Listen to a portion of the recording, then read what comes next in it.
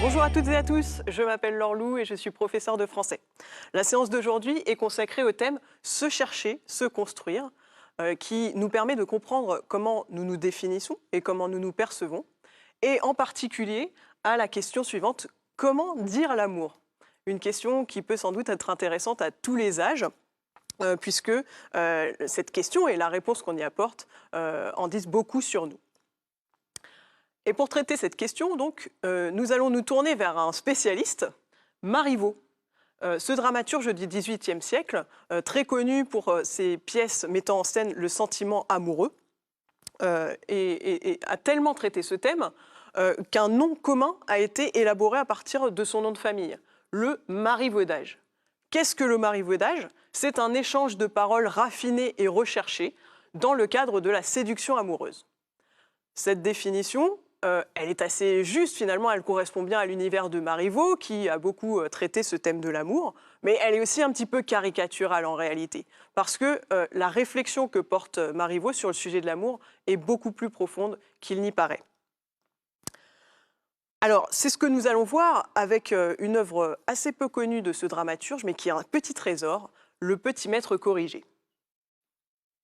Alors, qu'est-ce qu'un petit maître? Le mot est inventé au XVIIe siècle pour évoquer l'entourage d'un héros militaire, le Grand Condé. Le Grand Condé, c'est le cousin de Louis XIV.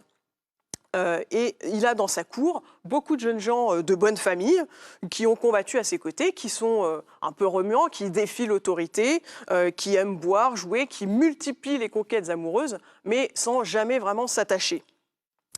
Ils nouent entre eux des amitiés extrêmement fortes. Et pour eux, il existe une sorte de code des petits maîtres, donc de ces jeunes gens remuants, qui leur interdit de tomber amoureux d'une femme, de se marier, à moins qu'ils n'y soient forcés par leurs parents. Alors, entre cette époque, les débuts finalement de cette appellation de petit maître, et l'époque de Marivaux en 1734, le temps a passé et la définition a évolué aussi, parce que à ce moment-là, la France n'est plus en guerre. Donc ça ne renvoie plus à un univers guerrier, ce ne sont plus des jeunes gens guerriers. On appelle Louis XV le roi pacifique, par exemple. Et les petits maîtres, ils se caractérisent alors avant tout par leur apparence vestimentaire, le soin qu'ils accordent à leur tenue. On le voit ici, par exemple, sur cette gravure un petit peu postérieure à la pièce, mais qui nous donne quand même une petite idée de ce que pouvait être un petit maître. Donc, ces jeunes gens, voilà, ils se démarquent par leur attitude anticonformiste, un peu insolente, un peu hautaine. On pourrait les comparer finalement aux dandys, qui seraient leurs cousins éloignés, ou pourquoi pas même aux hipsters de notre époque. Le Petit Maître corrigé est donc une comédie de Marivaux, et cette pièce met en scène Rosimond. Rosimond, c'est lui le petit maître du titre. Rosimond est un jeune noble parisien, et il doit épouser Hortense, qui est une jeune noble qui vit, elle, à la campagne. Le mariage a été décidé par les parents d'Hortense et de Rosimond, donc le comte et la marquise. Rosimond et Hortense semblent se plaire, ils sont tous les deux nobles, donc la comédie finalement pourrait se terminer avant même d'avoir commencé. Et il pourrait y avoir tout de suite ce dénouement positif, puisque Rosimond et Hortense s'aiment et qu'ils appartiennent au même milieu. Il n'y a pas de problème, contrairement à d'autres comédies du XVIIe siècle par exemple. Le seul problème, c'est justement l'attitude de Rosimond, parce que Rosimond est un petit maître. Et on l'a vu, son code, les règles qu'il s'est fixées, lui interdisent de déclarer à quelqu'un, à une femme, qu'il l'aime. Donc, voilà, on va apprendre en fait dans la suite de la pièce comment Hortense va le corriger de cette attitude-là et de son caractère un petit peu hautain, un petit peu insolent, qui fait qu'il ne semble pas prendre au sérieux ce projet de mariage. Donc la scène que je vous propose d'étudier, elle se situe à la scène 3 de l'acte 2, au milieu de la pièce. Rosimond, à ce moment-là, est très embarrassé. Pourquoi? Parce que Dorimène, qui est une jeune femme avec qui il a eu une petite histoire d'amour à Paris, est arrivée à la campagne pour essayer de le convaincre de renoncer à ce projet de mariage. Et Dorimène, en plus, n'est pas arrivée toute seule. Elle a amené avec elle Dorante, qui est le meilleur ami de Rosimond. et qui, lui, n'est pas non plus insensible au charme de Hortense. Alors, analysons un passage du dialogue entre Dorante et Rosimond. Ici, Rosimond vient de se plaindre à Dorante de l'arrivée de Dorimène, du fait qu'elle essaye de faire échouer son mariage. Et regardons ensemble cet extrait dans la très belle mise en scène de Clément Hervieux-Léger pour la Comédie Française, qui sera diffusée ce dimanche 10 mai sur France 5 à 20h50. Voilà donc bien agité. Quoi? Tu crains les conséquences de l'amour d'une jolie femme parce que tu te maries? Tu as de ces sentiments bourgeois, toi? Marquis, je ne te reconnais pas.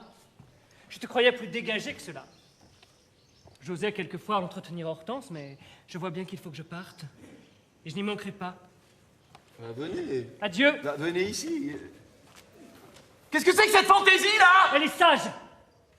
Il me semble que la marquise ne me voit pas volontiers ici. Et qu'elle n'aime pas me trouver en conversation avec Hortense. Et je te demande pardon de ce que je vais te dire. Mais il m'a passé dans l'esprit que tu avais pu l'indisposer contre moi et te servir de sa méchante humeur pour m'insinuer de m'en aller. Mais... Ouida, je suis peut-être jaloux. Ma façon de vivre jusqu'ici m'a rendu fort suspect de cette petitesse.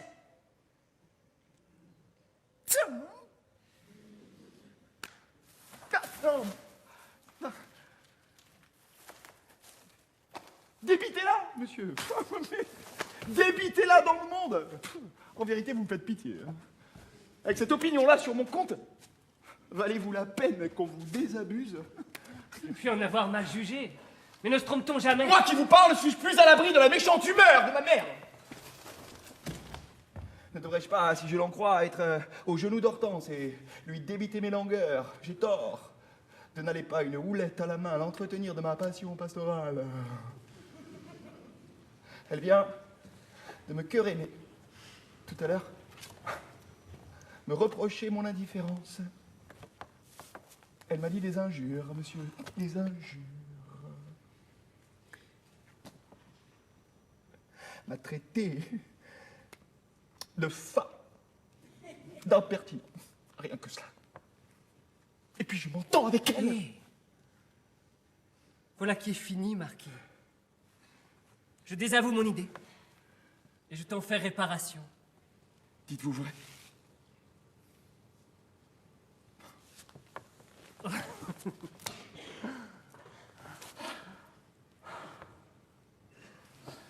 Êtes-vous bien sûr au moins que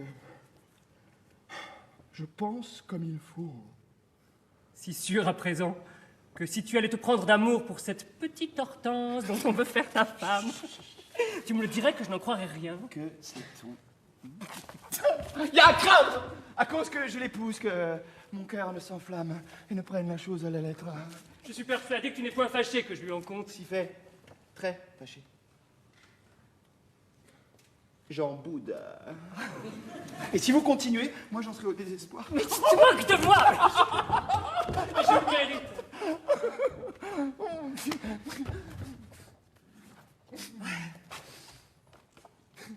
Comment es-tu avec elle? Ni bien ni mal. Comment la trouves-tu, toi? Moi, ma foi, j'en sais rien. Je ne l'ai pas encore trop vue. Cependant, il m'a paru qu'elle était assez gentille. L'air naïf, droit et guindé, hein, mais joli, comme je te dis. Ce visage-là pourrait devenir quelque chose s'il appartenait à une femme du monde. Et notre provinciale n'en fait rien. Bon, cela est bon pour une femme. Hein. On la prend comme elle vient. Elle ne te convient guère. De bonne foi. L'épouseras-tu? Il faudra bien, puisqu'on le veut. Hein. Nous l'épouserons, ma mère et moi. Si vous ne nous l'enlevez pas. Je pense que tu ne t'en soucierais guère et que tu me le pardonnerais.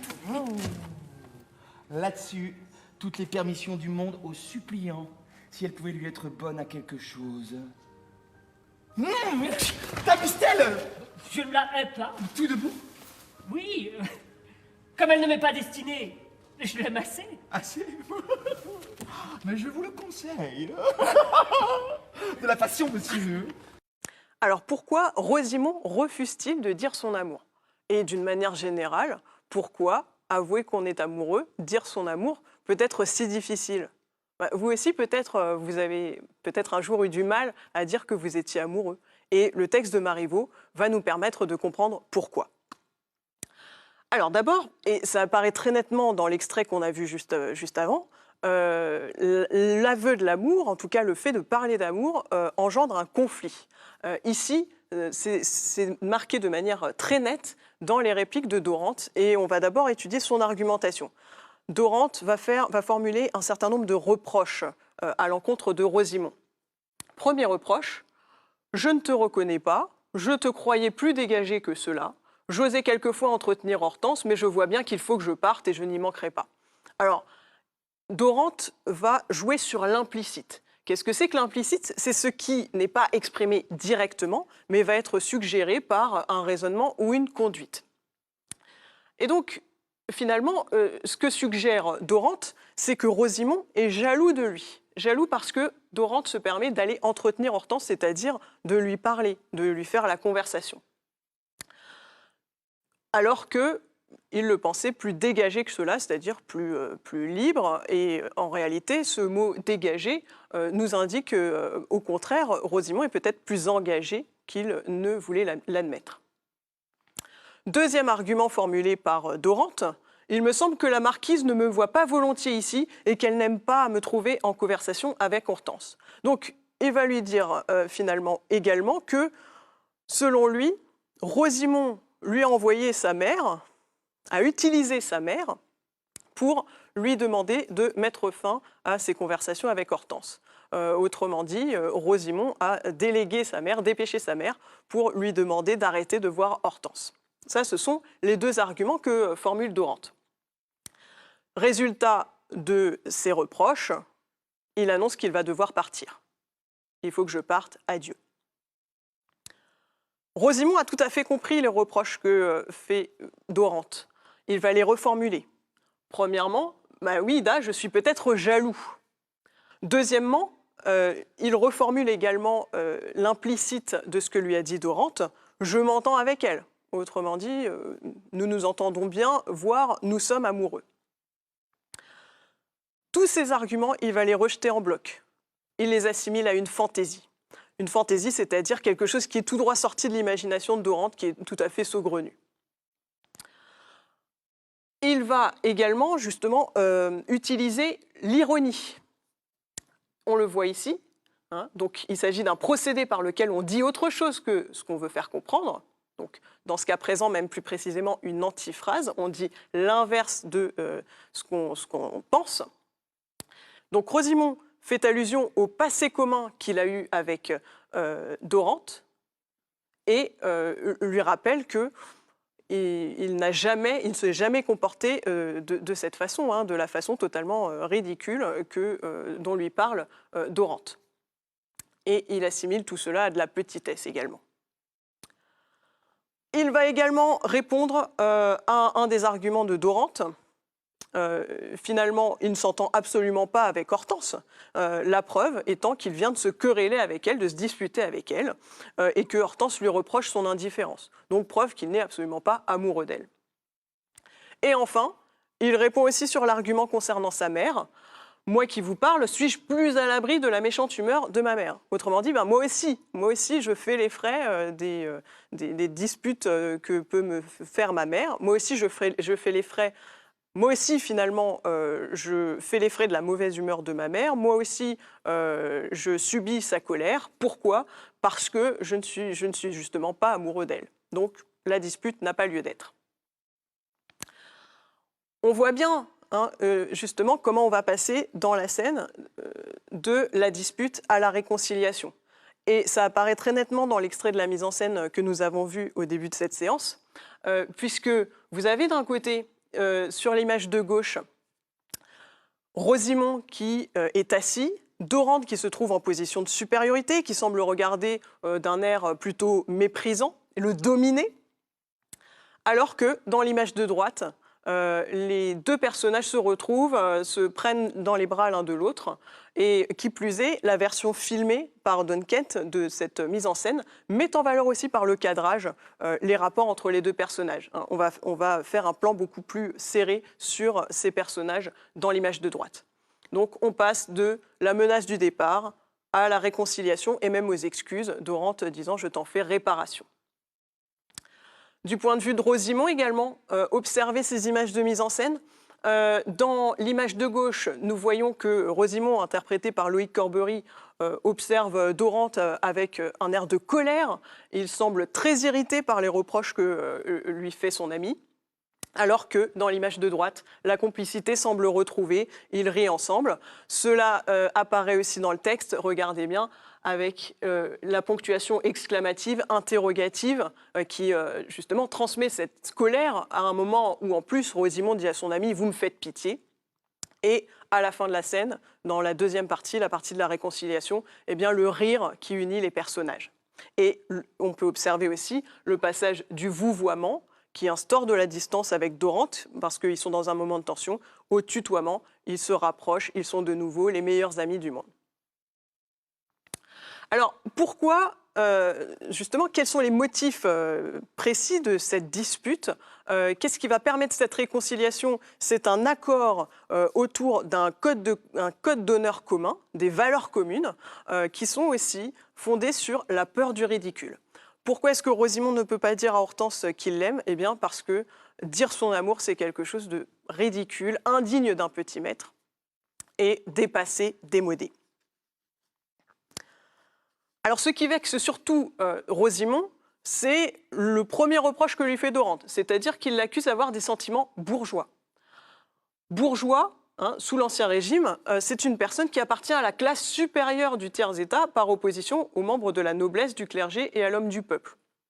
Donc, c'est quelqu'un qui peut avoir une certaine aisance financière, mais qui n'appartient absolument pas à la noblesse. Or, Rosimond est un marquis. Et d'ailleurs, Dorante le lui fait bien remarquer.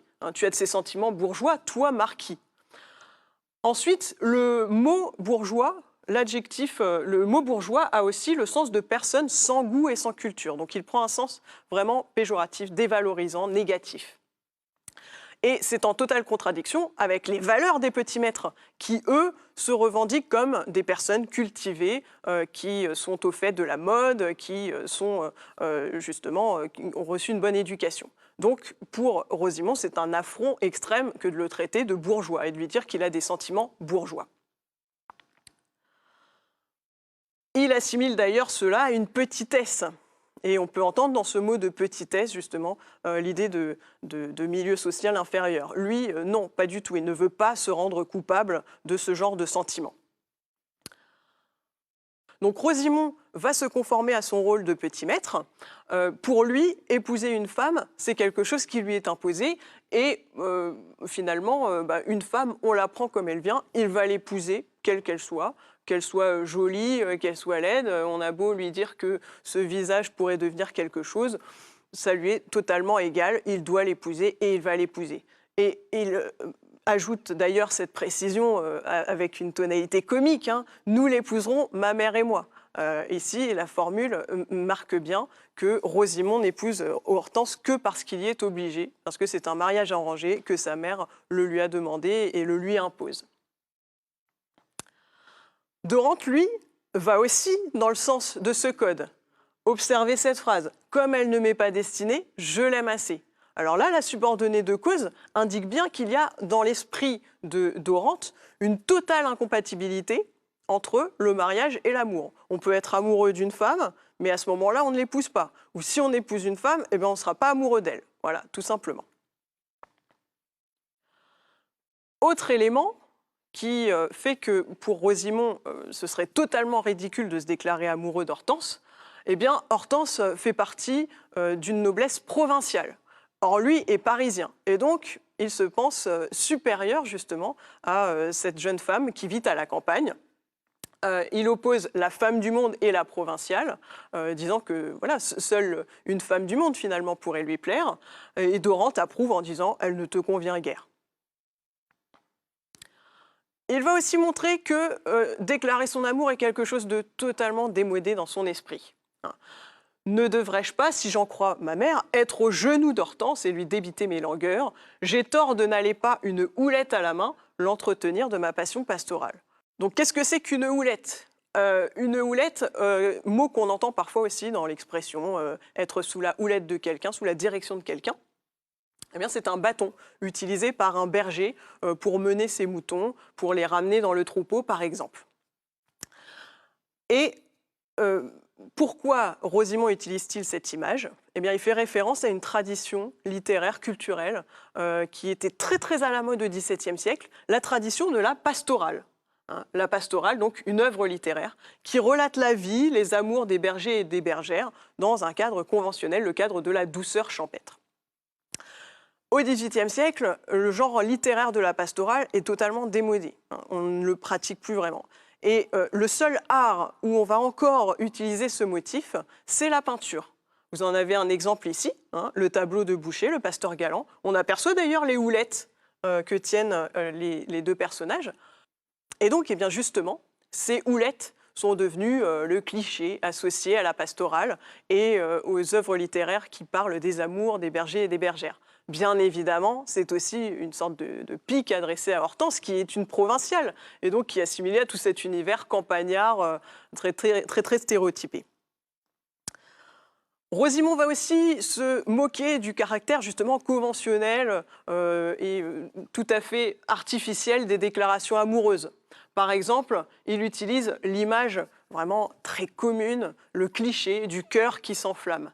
Là aussi, il utilise l'ironie d'ailleurs. Il y a à craindre, à cause que je l'épouse, que mon cœur ne s'enflamme et ne prenne la chose à la lettre.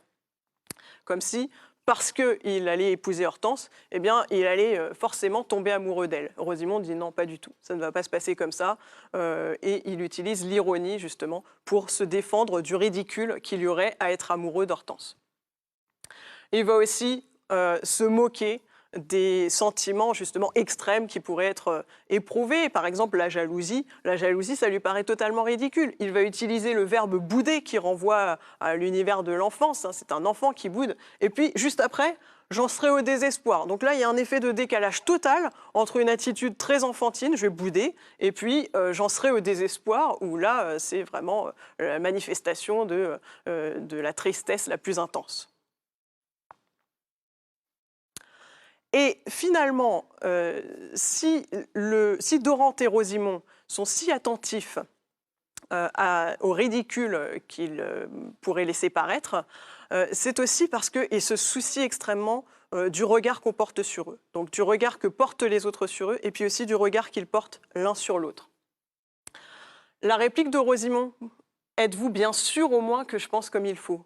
On pourrait l'interpréter comme de l'ironie. Hein. C'est aussi voilà, une façon de remettre en question les reproches que vient de lui faire Dorante. Mais ici, ça peut être aussi peut-être une façon de se rassurer.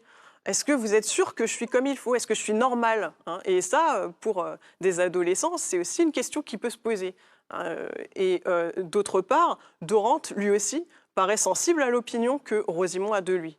Hein, tu te moques de moi et je le mérite. Donc voilà, il a peur d'être ridicule aux yeux de son ami. Observons l'abondance de questions dans le passage que vont se poser les deux amis. Ne se trompe-t-on jamais? Que sait-on? Tout de bon, c'est-à-dire pour de vrai? Dites-vous vrai? Êtes-vous bien sûr? Et toi, comment la trouves-tu? De bonne foi, vraiment? L'épouseras-tu? Donc, ils ne sont vraiment pas du tout sûrs de ce qu'ils doivent penser, de ce que l'un pense de l'autre.